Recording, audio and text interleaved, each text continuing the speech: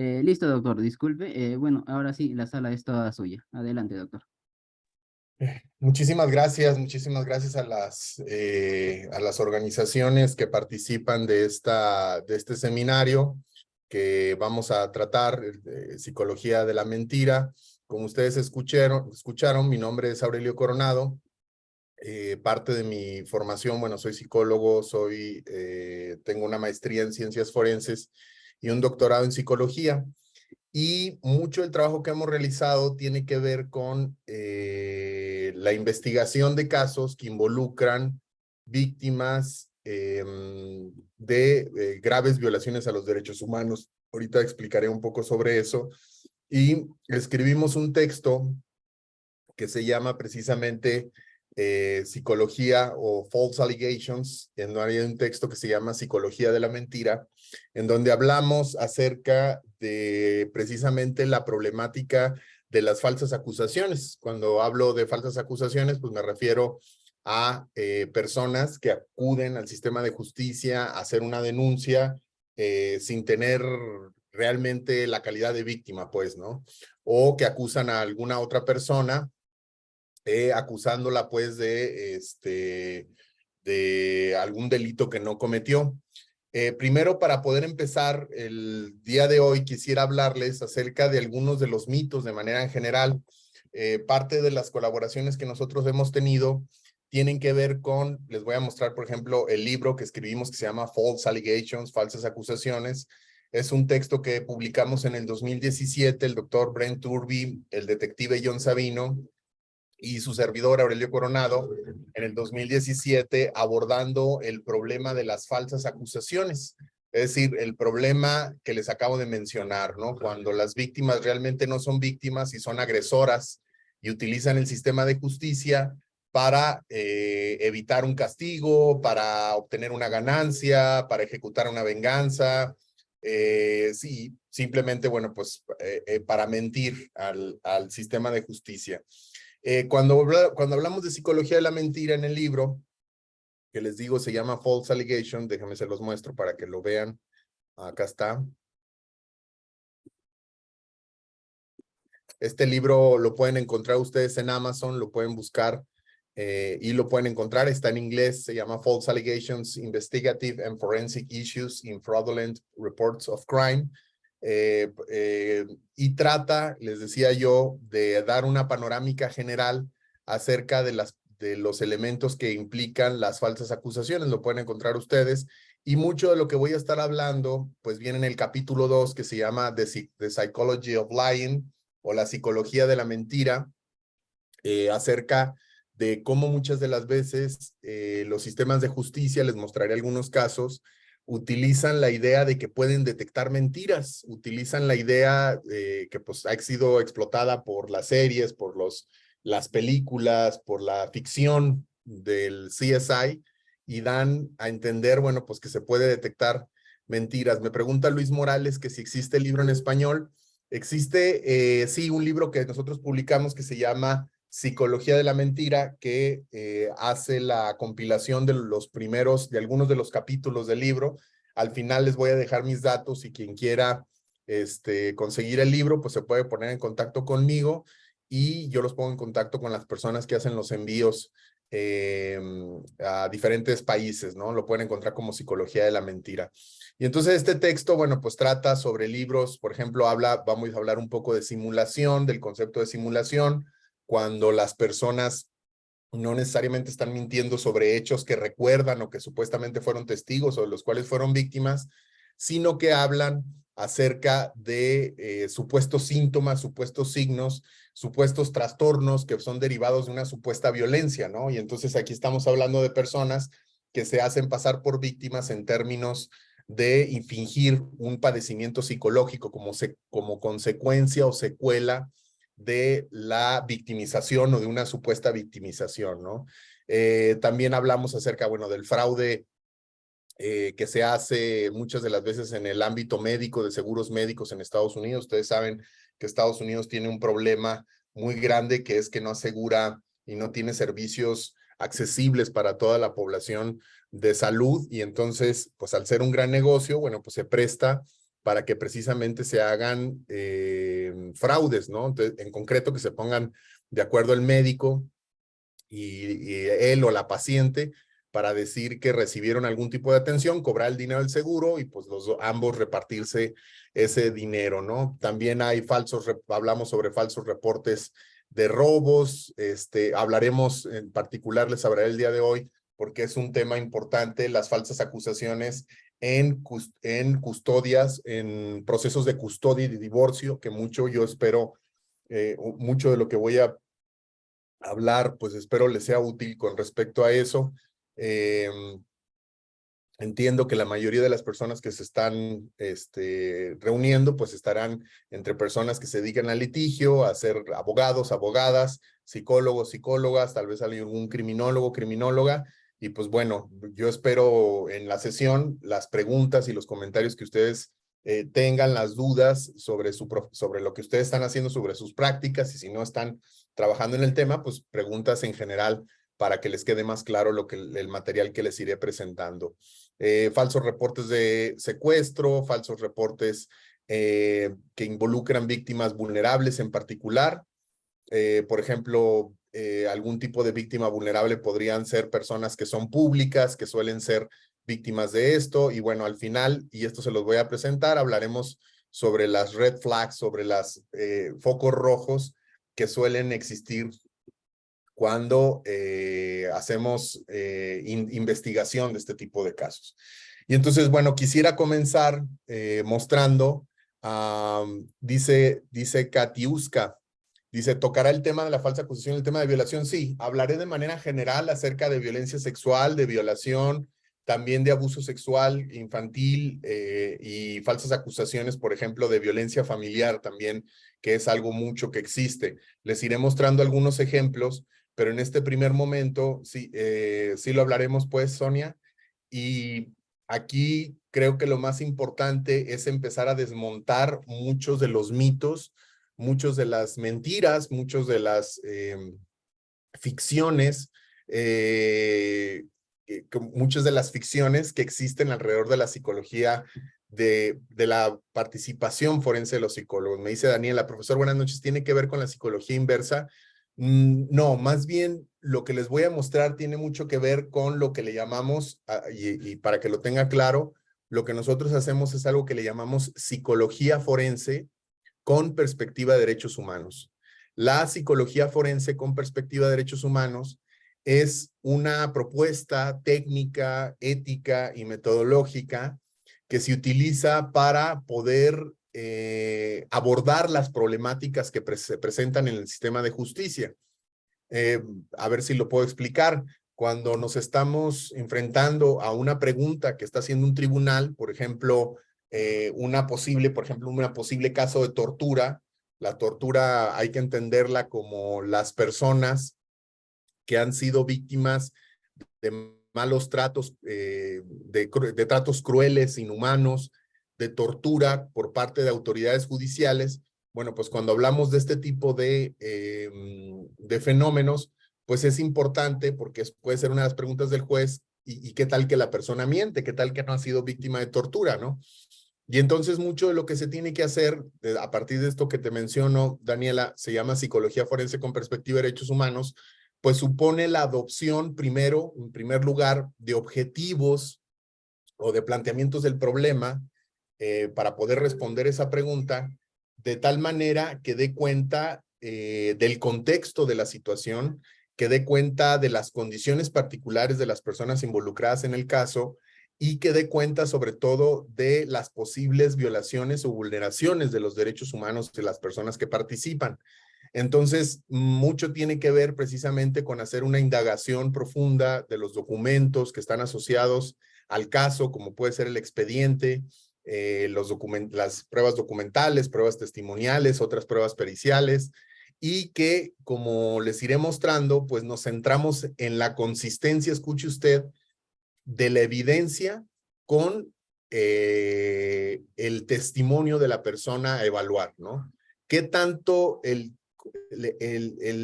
testimonio que está dando la persona es consistente con el contexto en el que vive y la evidencia física, testimonial y documental que está disponible. Lo voy a decir de esta forma, para empezar, y les voy a ir mostrando los argumentos que espero les convenzan, y si no, bueno, pues, y si sí, con mucho gusto lo hablamos y lo conversamos. La única forma de saber la verdad, la única forma, perdón, de saber si alguien miente es conociendo la verdad. Y la única forma de conocer la verdad es investigándola. Investigándola, obviamente, para nosotros, los que nos encontramos, a lo mejor en la sala, algunos de ustedes, pues investigarla de manera científica, con el método científico, con protocolos y estándares que sean diferenciados, que estén especializados en el tipo de caso al que estamos enfrentando. Entonces, la psicología que les voy a presentar es una psicología que les digo, le denominamos perspectiva de derechos humanos, porque precisamente ve las problemáticas de forma crítica y trata de desmontar muchos de los mitos que pudiera haber alrededor, por ejemplo, de la criminalidad, de la victimización, de la violencia y sobre todo de la forma en la que se muestra en la televisión, en las series, la investigación forense. Miren, el libro que les estaba mencionando se llama False Allegations o Falsas Acusaciones, es el que les acabo de mostrar, lo publicamos y me preguntaban hace ratito que se lo habíamos publicado en español. Así es, publicamos un primer texto que se llama Psicología de la Mentira, Falsas Acusaciones e Investigación Criminal, y en donde hablamos acerca de las variables psicológicas y de las variables contextuales y criminológicas alrededor de la investigación de la posibilidad de que existan falsas acusaciones. Cuando nosotros publicamos este libro en el 2017 y sobre todo en el 2018, al siguiente año, fue cuando se dio, hace ya algunos años, la explosión de este movimiento bueno, que empieza con unas activistas afrodescendientes para hablar acerca de los abusos continuos, de la violencia que viven ellas, y le llamaron el Me Too, y el Me Too tenía que ver precisamente con contar experiencias desde la experiencia, contar desde la experiencia. Disculpe, desde la experiencia, pues acusaciones o abusos, perdón, acosos, abusos, y en general violencia y coerción que existen muchas veces contra las mujeres. Les doy este contexto porque recuerdo mucho que cuando salió nuestro libro, una periodista lo utilizó, creo que en Twitter, que entrevistó a mi colega, el coautor, el doctor Brent Turby, y le preguntaba acerca de las víctimas. Y entonces él decía que a las víctimas no habría que creerles nada más por su propio testimonio. En realidad, lo que nosotros queremos decir, y lo digo aquí de manera general para que nos quede claro cuál es la lógica, yo pienso que a las víctimas siempre se les debe de creer. Es decir, que cuando estemos frente a una víctima, por ejemplo, de violación, frente a una víctima de tortura, de algún tipo de violencia, de algún tipo de problemática relacionada, bueno, pues con cualquiera de estas cosas, debemos de empezar por una actitud empática, por una actitud abierta, una actitud de escucha y una actitud de exploración del testimonio que nos está dando la persona. Y partiendo de la idea de que la persona, pues por de buena fe está viniendo a hacer una denuncia, ¿no? Si está yendo al Ministerio Público, está haciendo una denuncia y pues hay una buena fe pensando en que la víctima, pues es una víctima verdadera.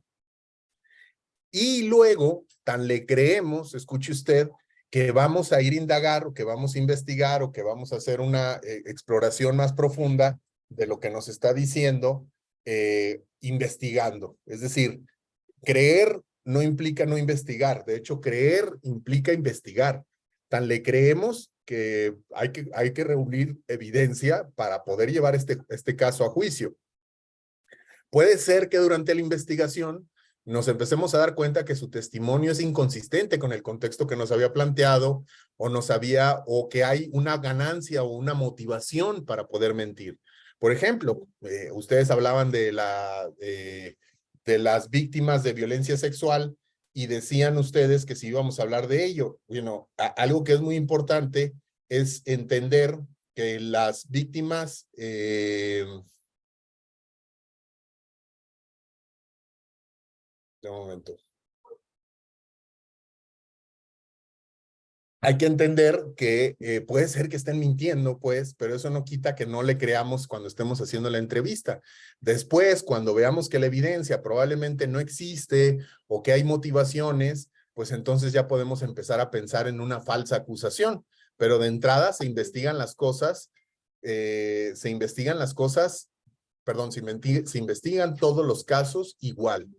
Dice Daniela, dice, profesor, ¿cómo se dice no solo la duda favorece al reo, sino la víctima con plena investigación? Como se dice, exacto, la duda favorece al reo, sino la víctima en plena investigación, porque de la duda surge pues el método científico. Partimos de la idea de que precisamente se tienen que corroborar las hipótesis, ¿no? Si, supongamos que tenemos una víctima de violencia sexual y entonces esta víctima de violencia sexual, pues dependiendo del tipo de conducta, del tipo de condiciones en las que se haya encontrado, pues habrá evidencia que sea consistente. O sea, muy pocos casos, bueno, habrá algunos casos, por ejemplo, como de abuso sexual infantil, en donde por las condiciones de privacidad, pues el testimonio será probablemente la única evidencia.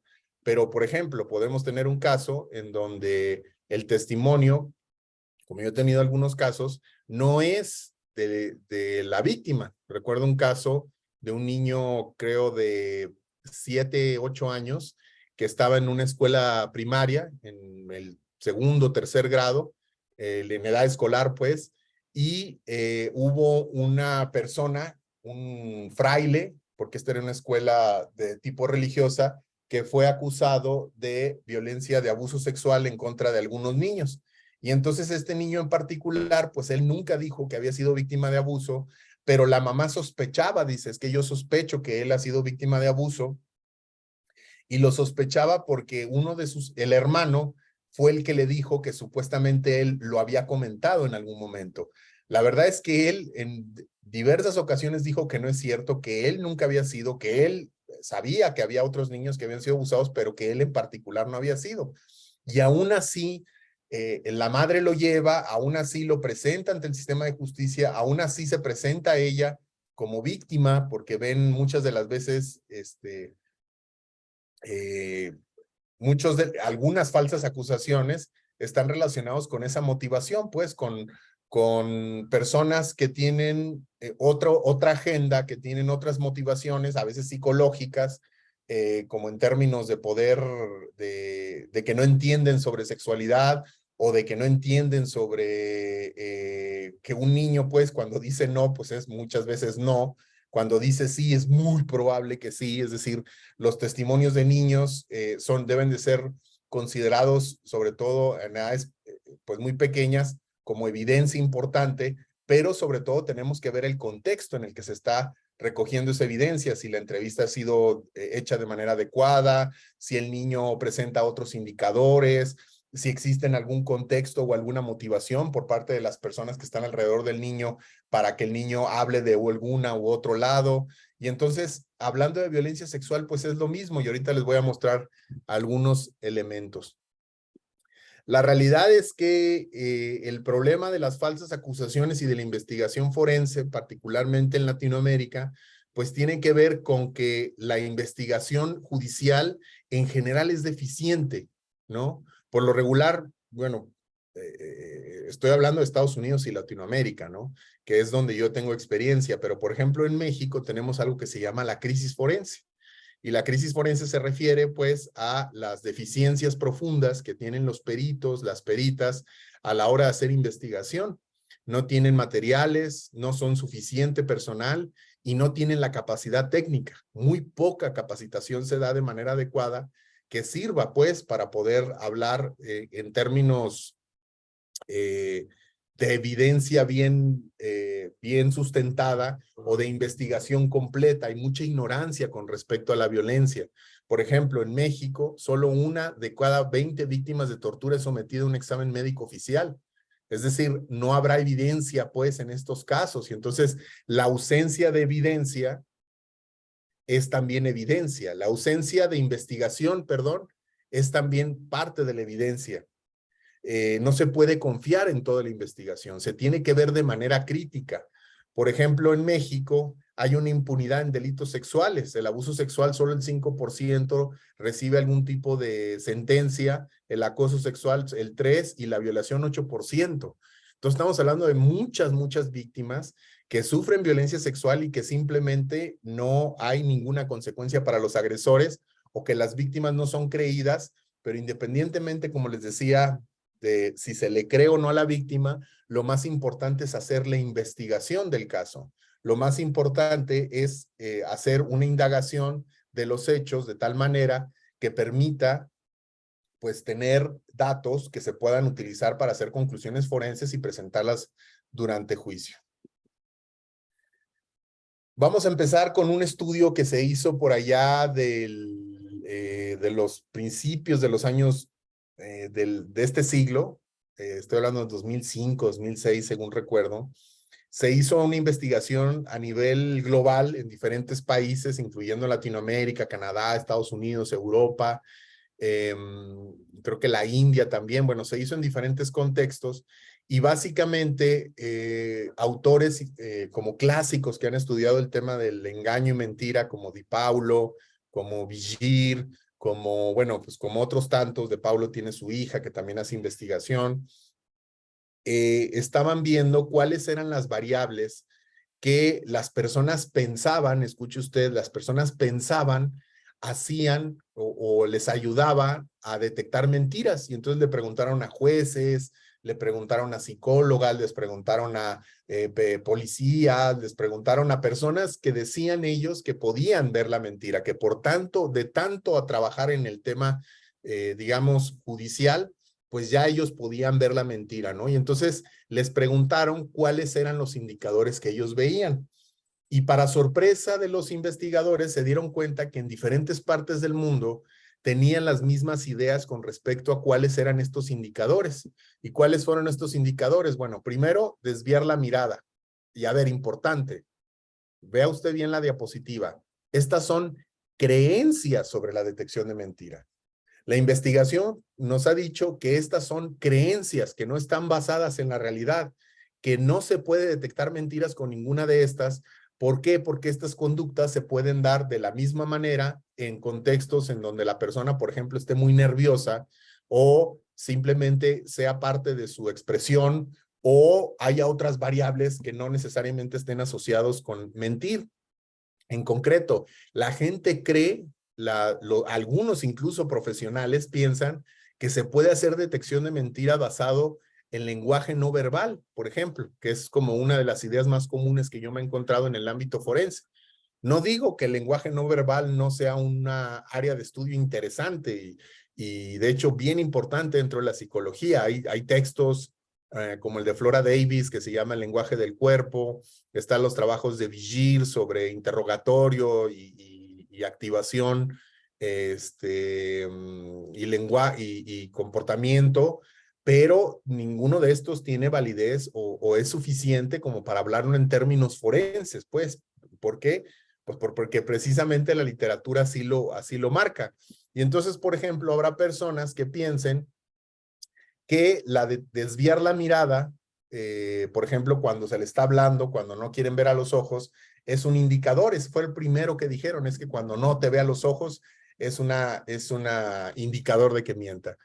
Y a ver, con esto no quiero decir que no haya personas que pudieran estar haciendo o pudieran presentar este comportamiento cuando estén engañando, cuando estén mintiendo. Pero eso no quiere decir que todas las personas o que en todos los contextos esto vaya a ser cierto. De hecho, hay algunas investigaciones que dicen que lo contrario también puede ser verdad, que las personas tienden a ver más a los ojos y observar más el rostro del interlocutor para poderse asegurar de que les están engañando, de que los está creyendo, de que la persona los está siguiendo con la mirada y de que precisamente les está poniendo la suficiente atención como para creerles lo que les está diciendo. Otra característica que reportaron mucho fue el nerviosismo, el estar nervioso, el estar ansioso, el que le suden las manos, el que tartamudee, el que la voz se le sienta quebrada. etcétera, etcétera, también es visto como un indicador de mentira, pero también el problema es que el nerviosismo también es una característica que puede estar presente en personas que están ansiosas o en personas, como en Latinoamérica, que al enfrentarse a la policía, pues no están pensando que todo va a salir bien. Están pensando que puede pasar lo que pasa en muchos lugares en Latinoamérica, que puede ser que sean acusados a pesar de que no hayan hecho algo, o que se sienten intimidados ante la autoridad porque la historia de esta persona con figuras de autoridad, como son, por ejemplo, personas de comunidades indígenas, personas que viven en pobreza, personas que han estado involucradas, por ejemplo, en problemas legales, pues no ven a la policía como algo que les dé tranquilidad o que les dé confort, sino lo ven como pues personas intimidantes que pueden generar consecuencias no deseadas, ¿no? Número 3, comportamiento atípico en las víctimas. Este también es clásico, ¿no? Cuando las personas piensan que dicen, bueno, pero ¿por qué se quedó? Bueno, pero ¿por qué si le estaban golpeando? ¿Por qué por qué se siguió quedando? ¿Por qué no dijo antes? Bueno, pero que todas esas son muy buenas preguntas, ¿eh? O sea, no digo que preguntarse por qué no dijo antes no sea una pregunta adecuada, pero la respuesta muchas de las veces está en el mismo caso. Si sabemos lo suficiente acerca de psicología, si sabemos lo suficiente acerca de las condiciones que las personas que se encuentran en victimización por las condiciones que tienen que pasar, pues entonces comprenderíamos por qué a veces las mujeres víctimas de violencia pues no hablan hasta tiempo después. Esto no quiere decir que no vayamos a encontrar evidencia de su victimización. Lo extraño, y es algo que es un foco rojo, se los voy a mostrar eso en la última parte del día de hoy, como qué cosas hay que ver en el caso, le llamamos nosotros los red flags o los focos rojos, que nosotros tenemos que ver en el caso que nos podrían hacer sospechar que es una falsa acusación, que es mentira, y que debemos de no decir, ya es mentira porque hay un foco rojo, sino tenemos que investigar más, ¿no? Entonces, el comportamiento atípico en las víctimas no debe ser un indicador de mentira o de engaño, simplemente porque la mentira y el engaño, perdón, porque no existe un comportamiento típico de las víctimas. Es decir, no hay un comportamiento que las víctimas presenten de manera típica. No todas las víctimas se comportan de la misma forma. No todas y luego no se comportan de manera consistente a veces. La violencia, la victimización genera en las personas secuelas y efectos que generan una desorganización, y esta desorganización se puede presentar en forma de crisis psicológica, de estrés agudo o de una tranquilidad. Se pueden presentar como tranquilos, con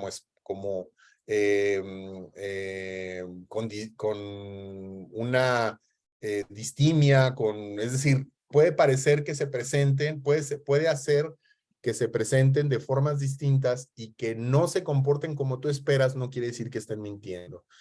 Número 4, inconsistencias en el relato. Muchas veces se piensa que las personas que mienten serán aquellas que se equivoquen o que tengan inconsistencias en el relato. Una cosa son las inconsistencias y otra cosa son las contradicciones.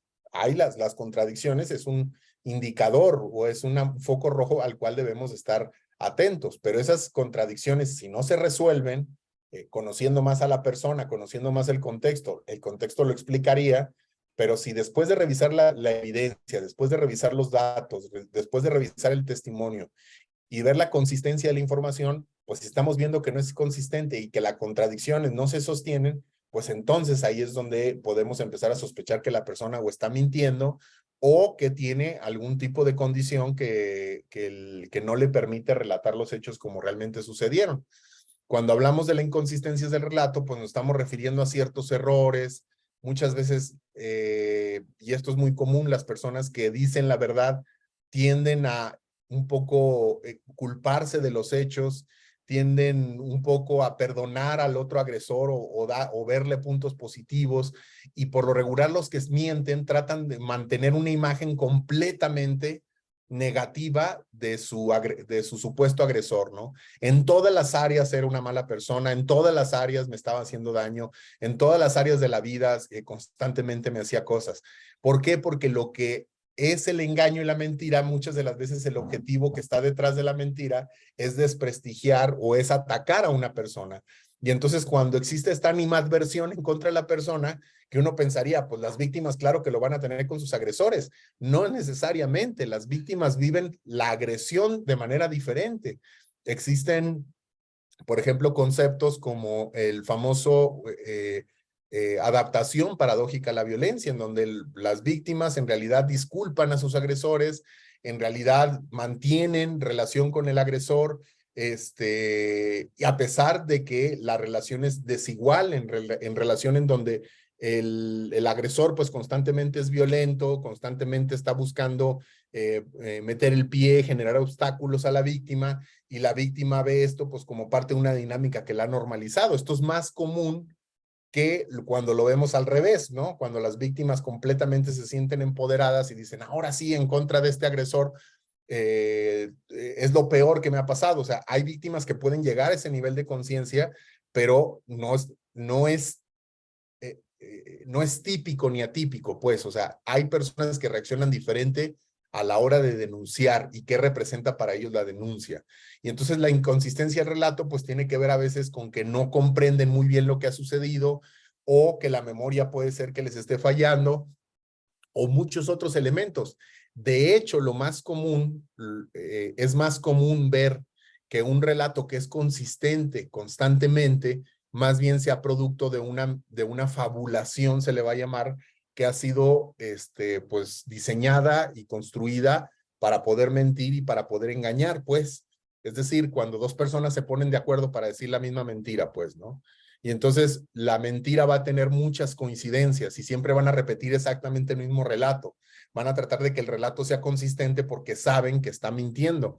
Van a tratar de incluir, por ejemplo, información que excuse otros datos que hagan o que presenten las personas para poder mantener la mentira. Y el último, que mucha gente lo cree y lamentablemente muchos psicólogos y psicólogas incluso lo reportan en sus reportes forenses, les voy a mostrar un ejemplo, son los movimientos corporales, ¿no? El famoso lenguaje no verbal, el famoso es consistente o inconsistente. Es que vi mucha inconsistencia en su lenguaje no verbal. Yo lamentablemente he visto en muchos periciales, no tan recientemente, pero sí hace algunos 10 años, que hubo una como boom de lenguaje no verbal, de detección de mentiras, de microexpresiones. Me acuerdo precisamente porque hubo una serie que se llamaba Lie to Me, Miénteme, y esa serie presentaba pues la investigación de Paul Ekman como si se pudiera aplicar en la investigación criminal y en la investigación forense. Y entonces supuestamente por los movimientos del rostro podían revelar o podían mostrar las emociones internas y por lo tanto decidir si la persona estaba mintiendo o no. Les mostraré y les daré los argumentos por qué el lenguaje no verbal no es uno de los indicadores más importantes para la detección de mentira. De hecho, los estudios como los de Jaume Masip de la Universidad de Salamanca lo que muestran es lo contrario, que dicen que el problema es que cuando a los policías, a los psicólogos, a todos aquellos que trabajan en el sistema de justicia les enseñan o los entrenan en la supuesta detección de mentira a través del lenguaje no verbal, son precisamente aquellos los que tienden a equivocarse más. Y entonces es peor que te entrenen en lenguaje no verbal porque te vas a hacer peor para detectar mentira que si no supieras al respecto. ¿Por qué se preguntaron los investigadores? ¿Por qué estas creencias erróneas? ¿No? ¿Por qué existen estas creencias erróneas? ¿O por qué existe la idea fundamental, que es la que quiero hablar yo? ¿Por qué existe la idea fundamental de que se puede detectar mentiras? Ese es como el mito más importante sobre la detección de mentiras, es que es posible detectar mentiras. Ese es el más importante. No se detectan mentiras sentado frente a una persona, va y se investiga, va y se corrobora, va y se coteja, ¿no? Y por eso requerimos la información para cotejarla. Ese es el trabajo, ¿no? Habrá también análisis del propio testimonio, pero siempre a la luz de estas consistencias que se dan en diferentes niveles con diferentes variables involucradas. Y entonces decían los autores, bueno, pues cuáles serán algunas de las razones por las cuales la gente sigue pensando, jueces, psicólogos, policías, siguen pensando que se pueden hacer detección de mentiras. Y bueno, una de ellas es la explicación moral, ¿no? Desde muy pequeños, sobre todo en la tradición judio-cristiana, pues se hace un adoctrinamiento de las personas pensando que no se puede mentir y que la mentira es un pecado, a pesar de que en realidad la mayoría de las personas mienten en diferentes ocasiones y frecuentemente durante el transcurso del día simplemente para convivir y para lubricar los vínculos sociales, pues la gente sigue viendo como inmoral la mentira, ¿no? Y entonces la inmoralidad en la tradición, digamos, religiosa, pues por lo regular se nos ha enseñado que las mentiras salen a flote y claro que sí en términos de que precisamente tanto mentir pues genera contradicciones que luego son insalvables, pero no en términos morales. La gente, los políticos, las empresas, los individuos mienten constantemente y se salen con la suya, ¿no? El mentir no necesariamente podrá ser descubierto a menos que haya un esfuerzo investigativo. Y la segunda es la explicación acusatoria, en donde dicen que muchas de estas variables, vamos a verlas de nuevo, son variables que se pueden presentar en personas que son acusadas de un crimen y que al estar acusadas de un crimen se sienten muy nerviosas, se sienten muy incómodas, se sienten pues, psicológicamente alteradas y pueden presentar estos comportamientos. Entonces, estos comportamientos, si se fijan, se basan en la idea de que las personas se van a poner nerviosas cuando estén mintiendo. El problema es que las personas se pueden poner nerviosas por muchas otras cosas además del mentir. Ahora vamos a ver algunas de las mentiras para ir complementando esto que les acabo de introducir, algunas de las mentiras que dicen las series de televisión para tratar de justificar cómo es que funciona la investigación criminal y forense. ¿Entiende usted la investigación criminal como la investigación que realizan los policías, policías judiciales, ministeriales, la policía investigadora, pues, ¿no? Esa sería la investigación criminal. La investigación forense, y muchas veces la que hace el Ministerio Público, la investigación forense, pues es aquella que tiene que ver con la ciencia, con disciplinas científicas. Y esta investigación no necesariamente tendrá que ir en armonía con la investigación criminal. La investigación criminal requiere pues indagación en forma de interrogatorios, de búsqueda de documentos, de solicitudes a instituciones acerca de información de las personas involucradas, ¿no? De entrevistas a los vecinos, bla, bla, bla. Los forenses utilizan estos datos, esta investigación o esta información que surge a partir de la investigación criminal como parte de los datos para alimentar la investigación que ellos propiamente utilizarán. La entrevista que hará pues una psicóloga a una víctima será diferente a la que realizará un policía, por ejemplo, ¿no? ¿Por qué? Porque se están investigando hipótesis y variables y conceptos que pudieran ser útiles para poder encontrar, por ejemplo, indicadores de victimización por violencia sexual o contextos de violencia feminicida o contextos de amedrentación y de coerción contra defensores de derechos humanos. Es decir, hay diferentes formas en que la psicología, la ciencia, aporta para nombrar los actos, los comportamientos violentos, ¿no? En la semana pasada o antepasada, en un juicio en el que estaba yo en Estados Unidos, el abogado me decía, pues entonces usted nada más vio las entrevistas y revisó el expediente. Y yo le decía, sí, efectivamente, pues es que es lo que hacemos los expertos, o sea, vemos lo mismo que ve un abogado, pero el abogado no tiene idea de lo que está viendo, pues.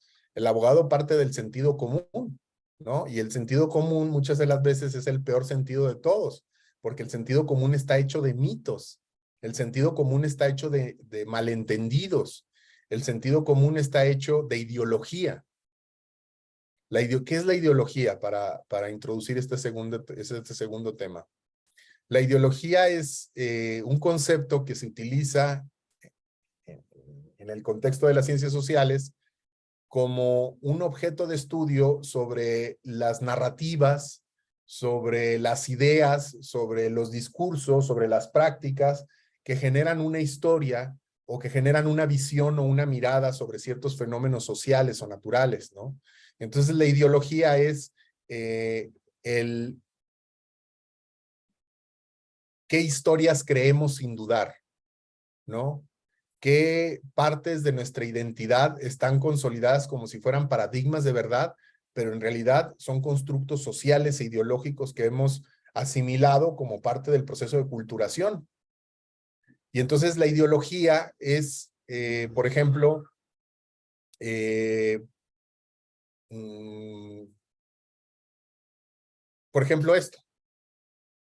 estos programas que estamos viendo en la pantalla.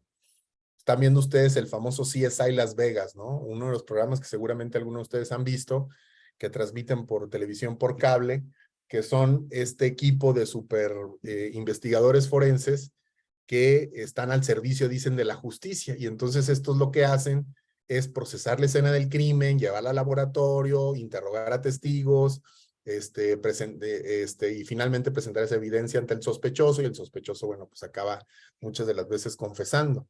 Pero mucho de lo que nos presenta CSI, así como Law and Order, por ejemplo, La Ley y el Orden, o muchas series de televisión, no sé si ustedes sepan esto, pero en parte son financiadas por las instituciones de seguridad pública de Estados Unidos, ¿no? Por ejemplo, películas como los Transformers de Michael Bay, en su mayoría son financiadas, bueno, no en su mayoría, pero sí hacen aportaciones importantes por el ejército de Estados Unidos.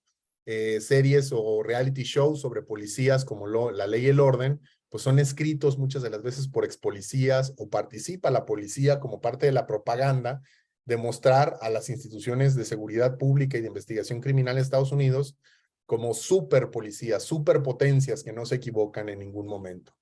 Si ustedes han visto esta serie, seguramente habrán visto esta escena.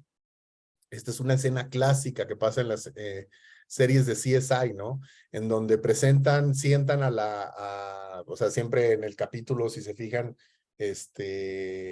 pues van y entrevistan o interrogan a otras personas que no necesariamente son, que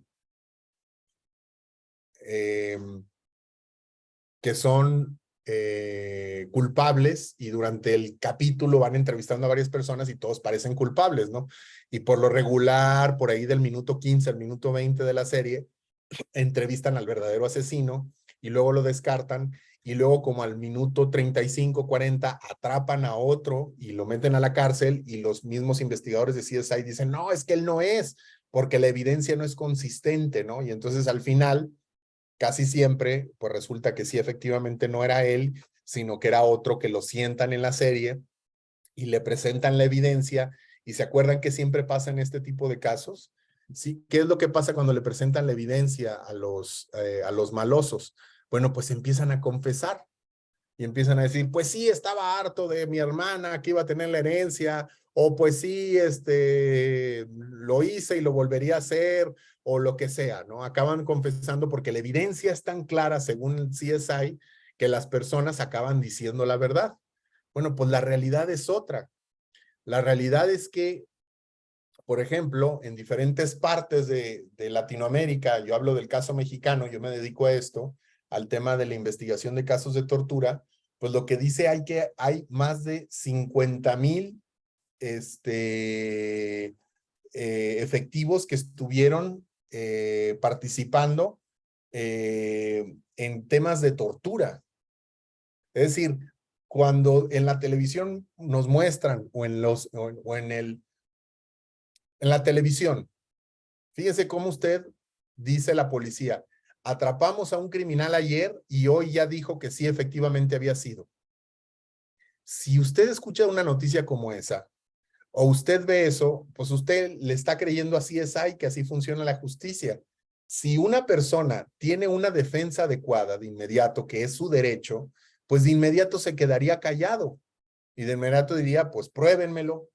Pero si ustedes ven, y por lo regular son personas pobres, son personas que viven en la marginación, son las que las hacen confesar. Pero esas confesiones no es porque les hayan mostrado la evidencia y las personas se hayan sentido culpables, y hayan dicho, sí, ya vamos terminando esto, sino porque son víctimas de tortura. Esa es la realidad en Latinoamérica, y es la realidad en Estados Unidos también. La serie de televisión sirve como una pantalla, como un relato, como un cuento para niños, para que nosotros pensemos que las policías funcionan de otra forma. Otra serie, Criminal Minds, que seguramente también habrán visto. Criminal Minds es una serie de televisión que está basada en una mentira. en la mentira de que existe algo que se llama la Unidad de Análisis del Comportamiento del FBI, aunque sí ha existido esta unidad y ha tenido diferentes nombres desde los años 80 hasta la actualidad, la realidad es que ya no existen estos perfiladores criminales en el FBI. La realidad es que de hecho tienen mucho tiempo que no existen estos perfiladores. Todavía recientemente, y lo acabamos de publicar en un capítulo del libro Criminal Profiling, donde el doctor Turbi escribe el libro y yo participo en algunos capítulos, pues presentan o presentamos información de que mucho de lo que la gente piensa que hace el FBI está basado en las series de televisión y no en lo que pasa en la realidad. Las series de televisión nos enseñan que, y muchos de ustedes seguramente han tenido la fantasía de ser un agente del FBI porque piensan que la gente del FBI es como el estándar más alto de investigación forense. No lo es, no lo es.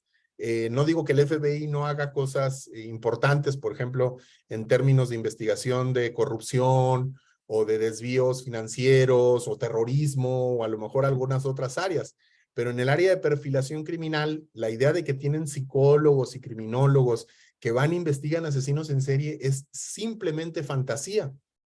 Pero, ¿qué pasa en cada capítulo de Criminal Minds? Para que vean ustedes también que nos están contando un cuento como si fueran niños. En cada capítulo de Criminal Minds, si se fijan, a diferencia de CSI, que CSI empieza sin que sepas quién es, ¿no? Te pasas todo el capítulo de CSI diciendo, a ver, pues, ¿quién será, no? ¿Quién será? ¿Será el conserje? ¿Será la maestra? ¿Será el director? ¿Quién será? ¿Quién será que viene a cometido? De eso se trata y por eso te mantienen viéndolo.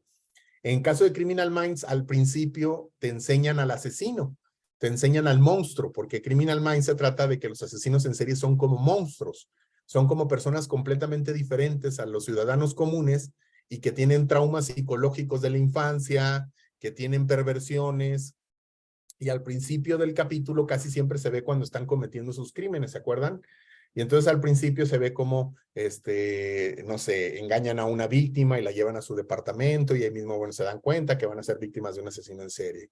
Otra persona que se roba niños, otra persona que de niño, de joven, perdió a sus hijos y que ahora secuestra niños y N cantidad de historias, pero siempre hay como un trauma psicológico que hace que los asesinos en serie se vuelvan asesinos en serie. Y después se trata la serie, o se trata el capítulo de estar viendo, de estarlo queriendo atrapar. Y por un lado tú ves edición en el mismo capítulo donde el asesino anda haciendo sus cosas de asesino y mientras los del FBI vienen en un avión y colaboran con las autoridades locales. La F de FBI se llama, o proviene de lo federal, ¿no? Y entonces lo que hace el FBI es investigar delitos federales, las violencias sexuales, la violencia sexual, la tortura, bueno, la tortura sí puede ser un delito federal, la violencia sexual, los asesinatos en serie no son delito federal, son jurisdicción de las autoridades locales. Lo que están haciendo estas series es tratar de mostrar, porque todas las agencias pues viven del presupuesto público y por lo tanto de qué tanto el público y qué tanto los senadores, qué tanto los legisladores pues dan presupuesto para eso, ¿no? O qué tanto dan condiciones pues para que haya recursos para que se hagan estos programas. Entonces, por lo tanto, pues también ellos invierten en propaganda. Pero ¿qué pasa al final de cada capítulo de CSI? Miren, seguramente habrán visto esta última escena, ¿no? En esta última escena siempre, pues tienen a una, ¿quién es? Creo que es la que está acá atrás. Es esta que está acá atrás, que la ponen acá atrás. Ella es la que resuelve todos los casos, ¿no? Porque están en una computadora de vuelta en Cuántico, Cuántico, Virginia, creo. Y ellos están on-site, ¿no? Están así como haciendo la investigación y llega un punto que incluso cuando van en el avión ya van diciendo cosas como, no, para mí que es un hombre caucásico de 20 y tantos años, seguramente tiene un pasado militar y bueno, empiezan a hacer una serie de inferencias y ni siquiera han leído el expediente todavía y ni siquiera han hecho una investigación profunda. El expediente de la policía les llega el siguiente día del asesinato y ya está completo. Así no funciona la investigación criminal. Se tardan meses, igual que en Latinoamérica. O sea, igual un ADN puede tardar meses en que llegue por presupuestos, por acceso a materiales y por muchas cosas más. O sea, no funciona así. Los escritores lo hacen de esa forma, pues por las dos razones que les estoy diciendo. Uno, pues para que sea más entretenido, y segundo, para que para contar una historia, una narrativa en donde los que quedan bien parados son las mismas instituciones, ¿no? Las mismas instituciones dicen, nosotros funcionamos, nosotros somos los que estamos haciendo las cosas bien. Y entonces al final siempre la asesina o el asesino van a buscarlo a su casa porque ya lo perfilaron, porque ya vieron tal vez dónde vivía, entran a la casa y lo que se encuentran es al asesino teniendo a su víctima diciendo, lo voy a matar, y entonces empiezan una negociación psicológica, un interrogatorio, o a veces se enfrentan y se sientan con el asesino y hacen como un interrogatorio psicológico, y al final hacen, así como acá estábamos viendo que los atrapan en flagrancia, por decirlo de alguna forma, acá lo que te quieren vender o el cuento que te quieren contar, perdón, no con flagrancia, sino acá por una confesión, y decimos que no son confesiones, sino que son confesiones bajo tortura, pues acá la flagrancia también es otro de los grandes mitos que existen en la investigación criminal. Cuando los policías, por ejemplo, acá en México dicen cosas como, o lo dicen en las noticias, es que detuvieron un grupo de jóvenes sospechosos que andaban en la calle y les encontraron drogas y armas, ¿no? No, pues que así fuera de fácil la detección de personas sospechosas, ¿no? Cuando dicen personas sospechosas, tradúzcalo usted a personas pobres, a personas vulnerables en general, ¿no? Y que al final del día esta vulnerabilidad los lleva a ser detenidos, y esta misma vulnerabilidad los lleva a que no tengan una defensa adecuada, y esta vulnerabilidad los lleva a que tengan una sentencia. Y todas estas condiciones dan la impresión de que se está haciendo una investigación adecuada, pero la realidad es otra. La realidad es que la mayoría de los arrestos que realizan las policías, no solamente en Latinoamérica, sino en Estados Unidos, son lo que les llaman arrestos o detenciones arbitrarias. ¿Qué son las detenciones arbitrarias? Cuando las policías hacen detenciones a personas para investigar a alguien, queremos investigar a alguien y lo vamos a detener para interrogarlo. Eso, recuerden, sin una orden judicial. Sin una orden judicial, esto no se puede realizar, ¿no? Se necesita una orden judicial. Segundo, para fingir justicia eficiente. Muchas instituciones policiales comienzan operativos especiales cuando ha habido cierto tipo de crímenes, como de robo de vehículos o como de violencia sexual, y entonces empiezan a hacer una serie de operativos que llevan a detenciones. Por ejemplo, algo que también se utiliza mucho para fingir justicia eficiente es que cuando hay crímenes de alto impacto, que le llaman, de alto impacto es que salió en las noticias, eso significa básicamente porque pues todos los crímenes deberían de tener la misma importancia, por lo menos en cuanto a los esfuerzos de investigación, pero lo que le llaman alto impacto, pues es que salió en las noticias y que ahora hay pues una preocupación, y entonces, ¿qué es lo que hacen? Pues van y detienen a personas vulnerables para culparlos de hechos en muchas de las ocasiones. Por lo menos es lo que sucede en mi país, ¿no? Y sucede sobre todo con personas de comunidades indígenas, les digo. Personas cuyo color de piel los condenan, porque vivimos en colonias, vivimos en países colonialistas, y se siguen arrestando a las mismas personas, así como sucede en Estados Unidos con las personas racializadas, con la comunidad negra. Así las policías históricamente surgieron para el control de la esclavitud, para el control poblacional.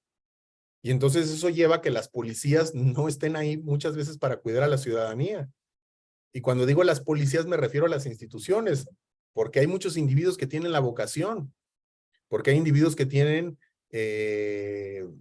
la idea correcta de que su trabajo debería ser proteger derechos humanos, defender a la ciudadanía, buscar participar del proceso de justicia, desescalar los conflictos, prevenir la violencia, no generar detenciones arbitrarias a jóvenes que pueden parecer o no pandilleros, a jóvenes, a personas que están en situación de calle, a personas que son perseguidos políticos, que también es una de las variables por lo regular, como es la tercera, por acciones o motivos políticos, que es culpar a una persona de actos delictivos para poder controlarla, para poder coercionarla.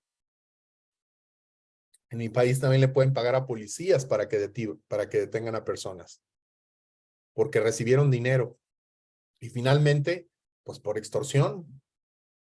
Por ejemplo, estas faltas administrativas que existían antes, todavía existen en algunos estados, cuando, por ejemplo, una pareja de personas empiezan a tener algún tipo de actividad sexoafectiva en la vía pública, como por ejemplo un automóvil, pues los policías van y los detienen y los amenazan con llevarlos a la cárcel. Y esto, a lo que sea delito ese tipo de comportamiento, lo único que hace es que las policías se puedan aprovechar de esto para extorsionar, para a veces dar tocamientos indebidos y no consensuados con las víctimas, para pedirles dinero, para extorsionarlos, etcétera, etcétera, para acosarlos posteriormente. Entonces, no cualquier detención se va a hacer con las condiciones adecuadas. Las condiciones adecuadas será, yo sospecho que hay un delito, llevo la investigación, se lo llevo a un juez, tengo una orden de un juez y luego voy y hago un arresto. Pero en nuestros países es al revés, primero arrestan y luego investigan. Y entonces, si primero están arrestando y luego van a investigar, ¿cómo supieron que esa era la persona? Esa es la pregunta que nos debemos hacer todos. Esa es parte de la mentira. Luego está otro tipo de series, como es la serie de Mindhunter, no sé si la han visto, Mindhunter, perdón, que es una serie donde también nos muestran los inicios del FBI. Esta es una muy buena serie, yo se la recomiendo mucho, Mindhunter. El director se llama David Fincher, y David Fincher es un estudioso, un investigador de los temas que presenta en sus películas, en sus series de televisión. También hay otra película que tiene David Fincher que les recomiendo mucho, que se llama El Zodíaco, de Zodiac. Lo pueden encontrar, creo que en Netflix, y habla precisamente de un caso muy emblemático en Estados Unidos, de un supuesto asesino en serie que utilizaba una capucha y que dejaba supuestos rastros en los periódicos de San Francisco de aquella época para ser atrapado, ¿no? Y entonces, bueno, Mindhunter también es dirigida y producida por David Fincher, y les digo que a mí es una serie que me interesa mucho, que se me hace muy interesante, porque a pesar de que muestra los clichés que la gente le gusta ver en los asesinos en serie, en realidad lo que creo que pretende, en muchos de los sentidos, pues es realmente presentar una idea diferente de cómo funciona la investigación forense o criminal. Es decir, muchas de las veces la investigación forense se debe de hacer o se debe de pensar no como que estamos persiguiendo monstruos, ¿no? Sino como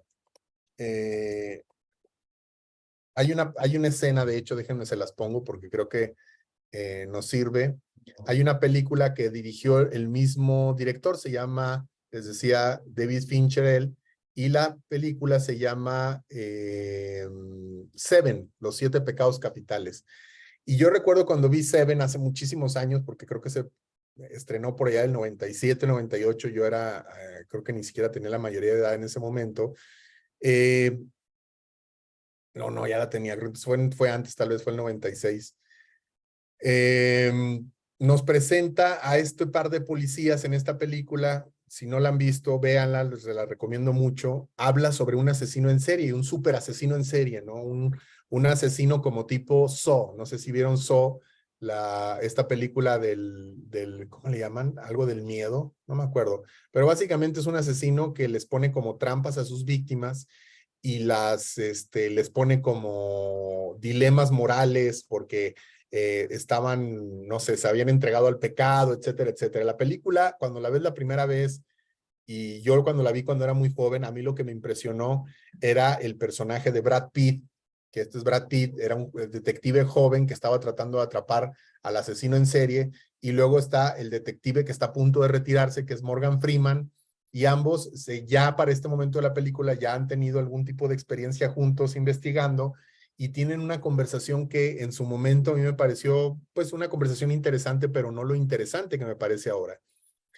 Vean ustedes esta conversación para que ustedes vean estas dos perspectivas. La perspectiva de cuando eres novato, cuando recién empiezas, Cuando crees que lo que estás haciendo es como atrapar malos, y después cuando llevas muchos años y que te das cuenta de que el sistema mismo, y no solamente los agresores, los victimarios, los delincuentes, son el problema, ¿no? Miren, véanlo. You know, this isn't going to have a happy end. That's why I'm screaming. We catch him, I'll be happy enough. If we catch John Doe, and he turns out to be the devil, I mean, if he's Satan himself, that might live up to our expectations, but he's not the devil. He's just a man. No. See, you bitch and you complain and tell me these things, if you think you're preparing me for hard times, thank you, but You gotta be a hero. You want to be a champion. Well, let me tell you, people don't need a champion. They want to eat cheeseburgers, play the lotto, and I mean, retire. how did you get like this? No.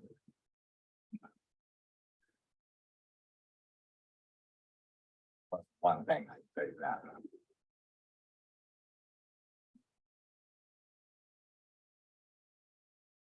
I just don't think I can continue to live in a place that embraces and nurtures apathy as if it was virtue. You ain't different, you know better. I didn't say I was different, but I'm not. Hell, I sympathize. I sympathize completely. Apathy is a solution. I mean, it's easier to lose yourself in drugs than it is to cope with life. It's easier to steal what you want than it is to earn it. You know, it's easier to beat a child than it is to raise it. Now, love costs. It takes effort, work. We are talking about people who are mentally ill. We are talking about people who are crazy. No, Yes. no. Today. We're talking about everyday life here. You can't afford to be this naive. See, you should listen to yourself. You say the problem with people is that they don't care. So I don't care about people. It makes no sense. You know why? You care, You wanna know? Damn right. and you're gonna make a difference. Whatever. The point is that I don't think you're quitting because you believe these things you say. I don't. I think you want to believe it because you're quitting. You want me to agree with you and you want me to say, yeah, you tried, it's all fucked up, it's a fucking mess, we should all go live in a log cabin. I didn't. I didn't say that. You don't agree with me. I do not.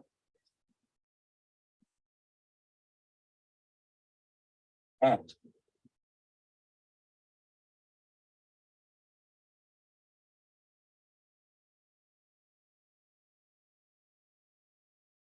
we'll go home.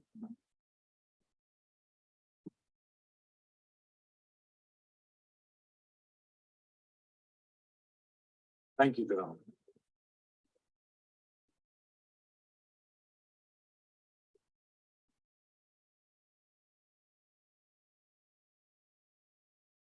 Vean todo lo que contiene esa conversación, ¿no? La idea del asesino en serie como un monstruo, la idea del asesino en serie como una persona completamente distinta. Y eso es lo que muchas de las veces presentan estas series, como Mindhunter. En Mindhunter, de hecho, es un estudio, a mí me parece, y por eso les recomiendo que la vean, que presenta no solamente a los asesinos en serie, pues como parte del atractivo, pero el mismo director, hay una entrevista donde dice, y lo dice de manera muy interesante, dice, mi secreto, el secreto para hacer películas, es que sé que las personas son unas pervertidas. ¿No? Dice, las personas son unas perversas. Las personas quieren ver muerte, quieren ver sangre, quieren ver morbo, ¿no?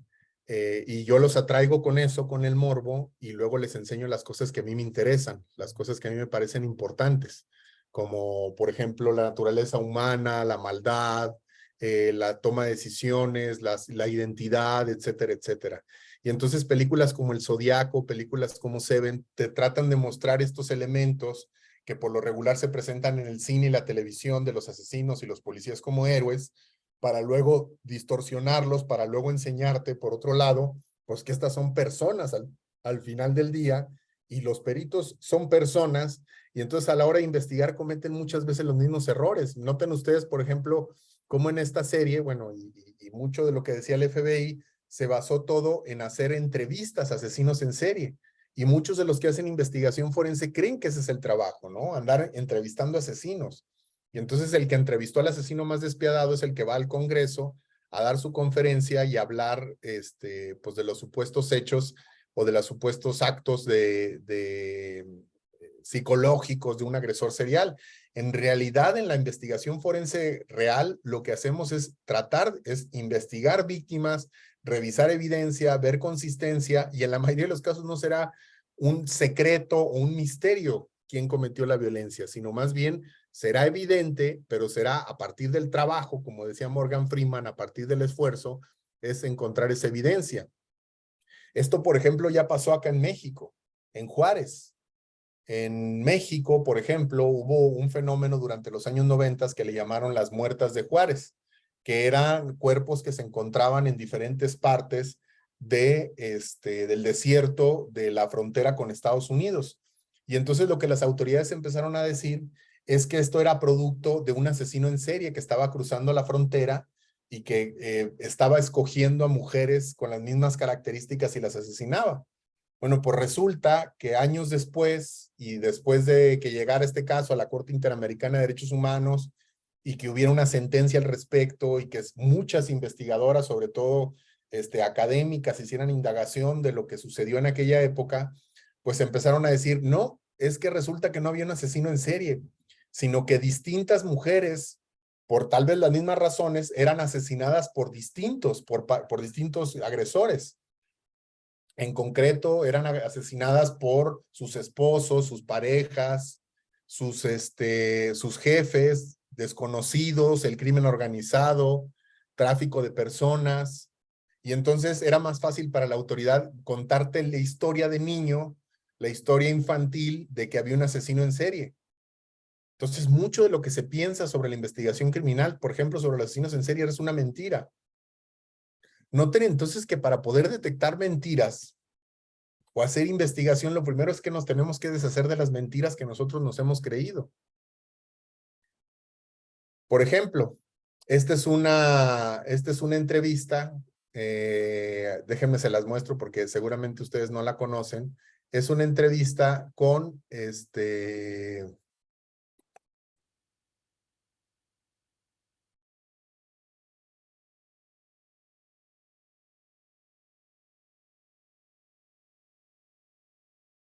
acá está. Está buscando una residencia permanente para los Estados Unidos.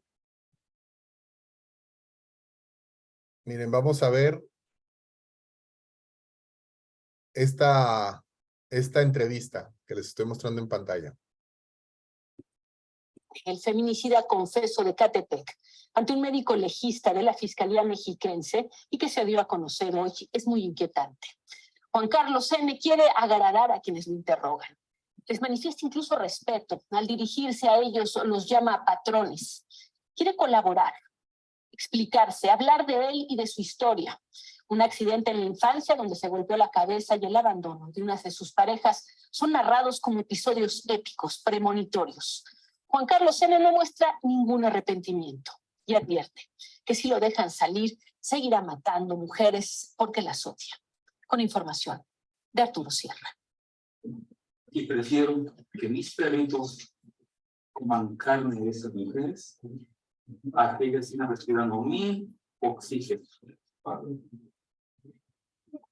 Mil veces que coman los perritos y las ratas, que ellos sigan terminando. No puedo salir de esta, pero si salgo, de una vez le digo a los patrones, voy a seguir matando mujeres.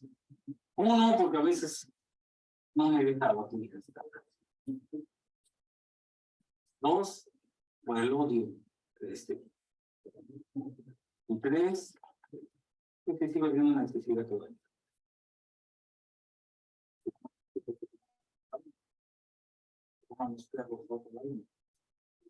Juan Carlos N. no expresó sentimientos de culpabilidad o remordimiento por el asesinato de 20 mujeres. Declaró que comenzó a asesinar 2 semanas después de que su última esposa lo abandonó. Cuando ocurrió lo de Mónica, estuviste fuiste a atención, No me hicieron caso, patrón. Los policías, no ustedes. No me hicieron caso. Se burlaron de mí. Tu mujer se fue con otro cabrón. Pero no fuiste a atención.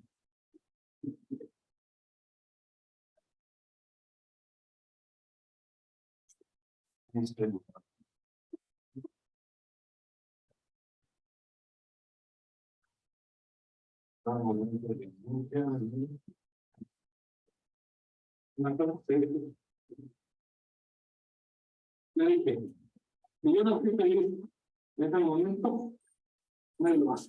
Y me entendí que la tierra, pues tiene ganas de ver los increíbles. Y divirtiéndome ese daño. Se describió como una persona sana y sin vicios. Lo que hago está bien, patrón, porque soy un peor del mundo, no es de porquería. Yo estoy completamente sano y bien. También describió los antecedentes que lo convirtieron en un asesino serial. El joven, el niño, tenía 10 años, una mujer. Mi mamá me encargaba con una mujer para que la mamá se tenía ese de puta. Mi mamá me encargaba con una mujer. Esa mujer me hacía hacer cosas que a mí como niño me desagradaban bastante. Habla sobre la relación con su madre. Mi mamá andaba también de puta, con otro güey. Y mi papá trabajando. Hasta que no me dispara mucho. Mi papá estuvo de mandilón con ella. Mi mamá quería navajearlo, picarlo, acuchillarlo y lloverlo. ¿Y cómo defender a mi papá si no te... Ellos dije, no entiendo. También narró cómo conoció a Patricia, su actual esposa, también detenida. Mi esposa la conocí en un bar. La saqué yo de una herida. Estaba yo así, de dar la mano a mi propia esposa antes de que fuera mi esposa. Me hizo la noche, me hizo reír. Basado en sus declaraciones, los especialistas determinaron que Juan Carlos N. es un psicópata que carece de empatía, pero entiende perfectamente la diferencia entre el bien y el mal. En la población general hay estudios que hay del 1 al 3% de la población y es más frecuente en hombres que en mujeres. Y en este caso, pues escogían mujeres que estaban en la edad en donde tenían hijos pequeños, entonces matan algo de ellos. Pero sería todo pero es como claro. Y no que Este es el perfil, digamos, el tipo No de... cometas ese error. El tipo de casos que suelen hacerse pues virales o que suelen presentarse en los medios de comunicación. El problema de esto es que él está diciendo muchas cosas y entonces si te fijas la narrativa de los periodistas es que por eso se convirtió en asesino en serie, ¿no? Que por eso pasó esto, que por eso pasó el otro y están obviando otros elementos como por ejemplo las razones de género. Odia a las mujeres que porque de niño veía que su papá era víctima de violencia por parte de su madre. Todo esto es información muy importante y eso de hecho fueron los del FBI. Los del FBI fueron y entrevistaron a Jeffrey Dahmer, a Ted Bundy, a otros asesinos en serie de la época y creyeron que con eso, grabando estas entrevistas, ellos iban a poder entender mejor la mente del criminal. Y cuando se dieron cuenta, cuando quisieron llevarlo a que lo publicaran como un libro científico acerca del estudio de los asesinos en serie, pues los científicos adivinen qué les dijeron. Les dijeron, bueno, pues, ¿pero de qué se trata? No, pues se trata de hacer una clasificación de los asesinos. Sí, pero todo se basa en lo que los asesinos dijeron. Todo se basa en su testimonio. Y entonces, así como a las víctimas, y este es el punto importante, hay que creerles, y tan les creemos que hay que investigar, pues también a los asesinos o los agresores les creemos que vamos a investigar lo que nos dicen, porque muchas de las veces probablemente nos estén diciendo mentira. Entonces, mucho de las mentiras que a veces los asesinos cuentan cuando están confesando, se toman por ciertas y en muchas de las veces son resultado o de enfermedades mentales o de otro tipo de cuestiones o de contextos que pudieran estar alrededor y que pudieran estar generando estos elementos o estas mentiras. Y luego salen las redes sociales, ¿no? El monstruo de Catepec no muestra perfil puro de asesino en serie, ¿no? Este es el perfil psicológico del monstruo de Catepec. Todo mundo se centra en los agresores. ¿Por qué? Porque las series de televisión, las películas, a veces el estudio mismo de la psicología criminal o de la criminología nos enseña que eso es lo más importante, ¿no? Y que eso es en lo que tenemos que centrar nuestra atención, cuando en realidad lo que tenemos que ver es otra vez la evidencia y el contexto.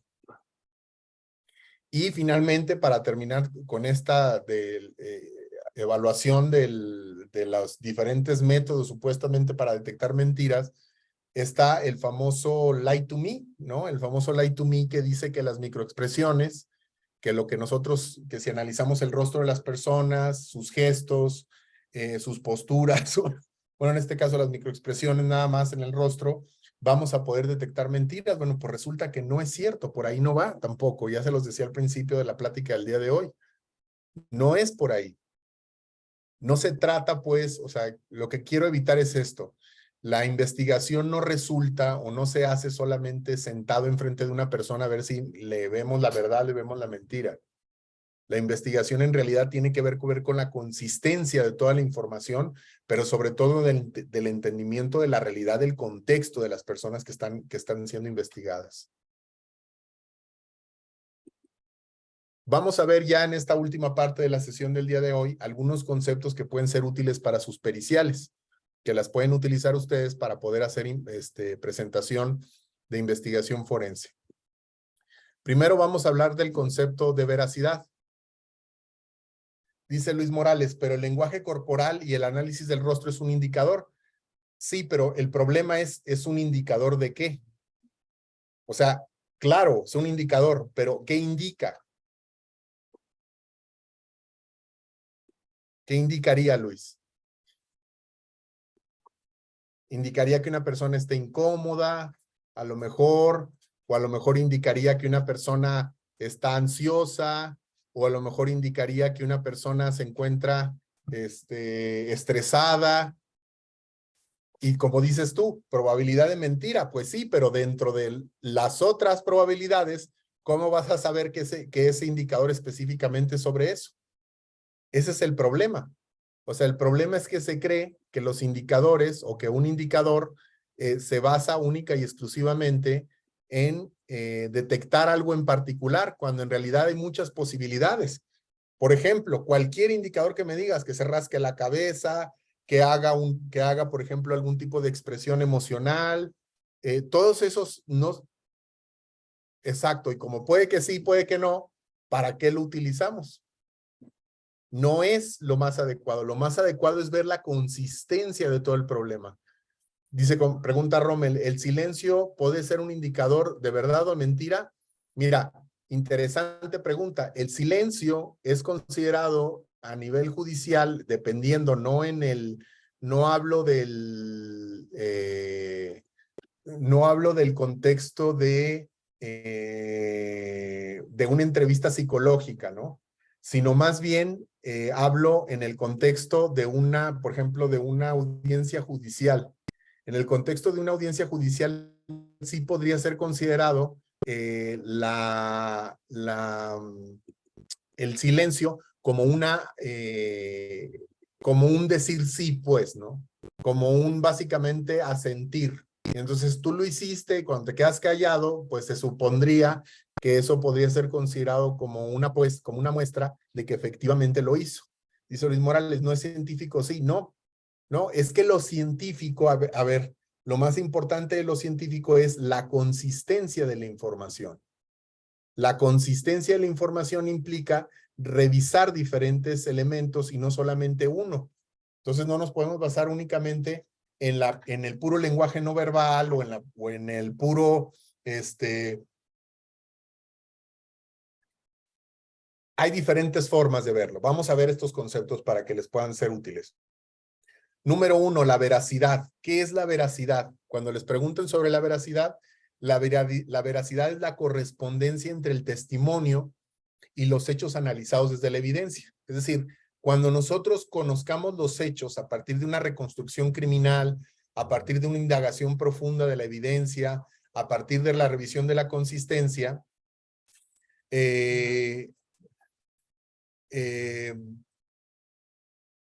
podemos nosotros determinar si un relato es consistente o no con otra evidencia. Por ejemplo, les muestro un caso. Acá está. Este es un caso, el caso de Giovanna Torres. Giovanna Torres es una mujer, perdón, pregunta el doctor Oscar. ¿Puede ampliar el tópico de mentira en la religión judio-cristiana o ampliar la mentira se debe aceptar?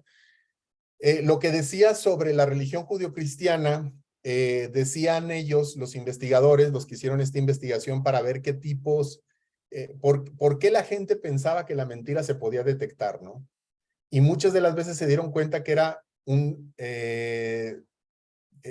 se dieron cuenta que era por una creencia religiosa, que pensaban que había formas de ver mentira. Es que esa es ideología, pues. Decir, es que la mentira se puede ver, es ideología, no es verdad. No se puede detectar mentiras. No se va a detectar, pues, con una persona. Lo que se va a hacer es que se va a descubrir una mentira a partir de la investigación. Miren, déjenme les enseño este caso. Este caso es el caso de Giovanna. Déjenme les leo. Por acá tengo una...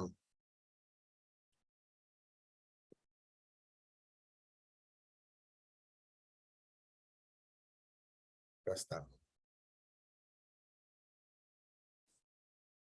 Este es un caso que sucedió en la ciudad donde yo vivo, que es de esta mujer que están viendo ustedes en la pantalla. Este es un artículo que se publicó el 29 de año de 2020. Y básicamente se trata de una mujer que supuestamente su pareja la encontró colgada en la regadera del baño, ¿no? La regadera, la ducha, pues, ¿no? Y lo que encontraron en esa ocasión, bueno, perdón, supuestamente la encuentra colgada, supuestamente fue un suicidio. Hablan a los servicios de emergencia, hablan a la policía, llegan la policía y él les dice es que estaba colgada. Y entonces ese es el dicho de la persona, ¿no? El dicho de la persona es la encontré colgada, ¿no? Y el dicho de la persona tiene que ser puesto a prueba. Este caso nosotros lo trabajamos, acá lo dice, la Fiscalía de Aguascalientes contrató 2 peritos independientes del Forensic Criminology Institute, Brent Turbi y Aurelio Coronado, y a ambos les encomendó indagar el caso, hacer observaciones y emitir una resolución. Lo que la Fiscalía no pudo terminar en 6 años, Turbi y Coronado lo resolvieron en 5 meses. Giovanna fue víctima de feminicidio, teniendo como principal sospechoso a Carlos N., su expareja. Las 3 conclusiones del informe, fechado el 5 de agosto del 2019, que entregaron las autoridades ministeriales, localizaron el expediente jurídico que la familia dio acceso, señalan que no hay evidencia de comportamiento suicida ni evidencia física que respalde esa hipótesis. Esa es la forma en la que se puede hablar otra vez de este concepto de veracidad. El concepto de veracidad es un concepto que tiene que ver con cómo la evidencia se corresponde con el testimonio. Y ese no lo va a determinar nada más un psicólogo. Esta investigación que nosotros realizamos fue a partir de una reconstrucción del crimen. Fuimos a revisar la casa, se hicieron pruebas para ver si es posible que una persona se colgara de esa forma. Indagamos la vida de la víctima para ver qué es lo que estaba sucediendo. Encontramos que había sido víctima de violencia de género, víctima de violencia feminicida. Encontramos que no había indicadores de que la persona se autolesionara o buscara suicidarse, y aún así llegaron a esa resolución. Y entonces mucho de este caso tiene que ver, si se fijan, ese sería un ejemplo de veracidad, sería un ejemplo entre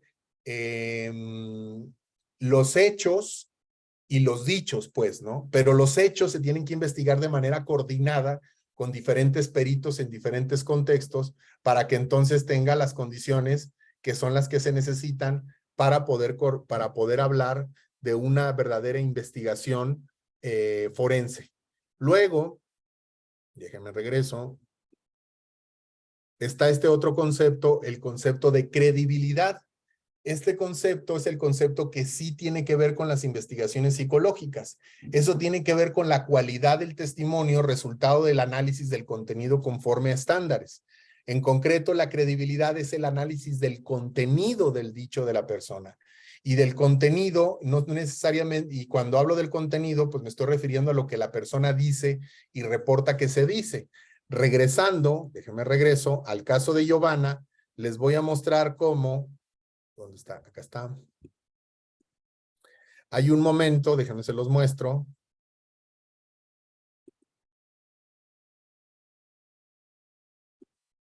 Dice Rommel, ¿qué tuvo que pasar que en 5 años no pudieron dar veredicto correcto y contrataron a otros profesionales y en 5 meses lo resolvieron?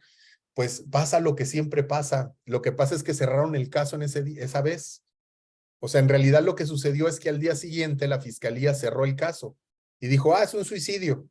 Lo que tuvo que pasar en esos 5 años es que la familia, el Observatorio de Violencia de Género y otras organizaciones y otros activistas acompañaron a la familia para llevar y apelar esta decisión en instancias judiciales superiores. Y estas instancias judiciales superiores le regresaron la investigación a la fiscalía 5 años después. Le dijeron, oiga, así no se investiga. Y aquí es donde entra un concepto bien relevante para el tema que estamos hablando, que se llama debida diligencia. La debida diligencia es hacer las cosas de acuerdo a estándares. ¿Qué fue lo que hicimos nosotros? Seguir el protocolo de investigación de feminicidio de Naciones Unidas. Regresamos y se obtuvo nueva evidencia, regresamos y se obtuvieron nuevos testimonios, regresamos al lugar de los hechos y se hicieron interpretaciones distintas y regresamos y revisamos la evidencia que ya existía y se hicieron interpretaciones que tuvieran que ver con los estándares internacionales. Entonces, ¿qué pasaron en esos 5 años? Pues nada, una lucha de una familia que a la fecha siguen precisamente en esa disputa para que se les haga justicia. Miren, en este mismo reporte, parte de los problemas que nosotros apuntamos, déjenme se los muestro, tienen que ver con el lenguaje no verbal. Déjenme se los enseño.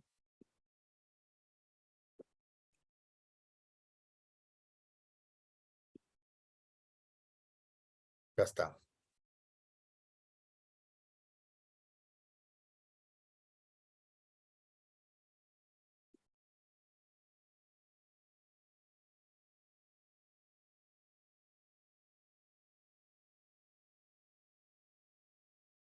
Le pidieron a un psicólogo que lo abrieron 5 años después, en el 2017, abrieron el caso de nuevo.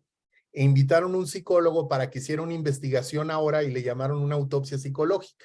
Aquí está, dice Rodolfo Tiscareño y Rusalilia Ramírez, psicólogos, realizaron una autopsia psicológica de Giovanna Briceño y determinaron que existían indicadores de suicidio sin realizar investigación de campo y sin hacerlo con perspectiva de género.